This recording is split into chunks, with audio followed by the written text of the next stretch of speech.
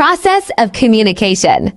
Communication is a continuous process that mainly involves three elements, viz., sender, message, and receiver.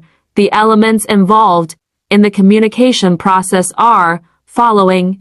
1. Sender. The sender or the communicator generates the message and conveys it to the receiver. He is the source and the one who starts the communication. 2. Message::it is the idea, information, view, fact, feeling, etc. that is generated by the sender and is then intended to be communicated further. 3. Encoding.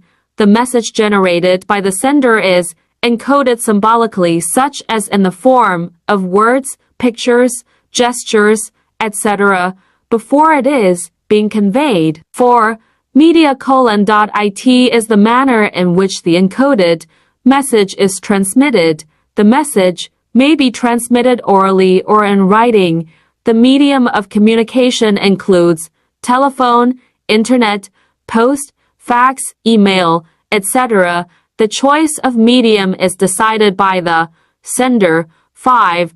Decoding::it is the process of converting the symbols encoded by the sender after decoding the message is received by the receiver. 6. Receiver.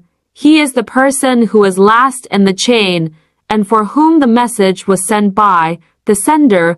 Once the receiver receives the message and understands it in proper perspective and acts according to the message, only then the purpose of communication is successful. 7. Feedback. Once the receiver confirms to the sender that he has received the message and understood it, the process of communication is complete.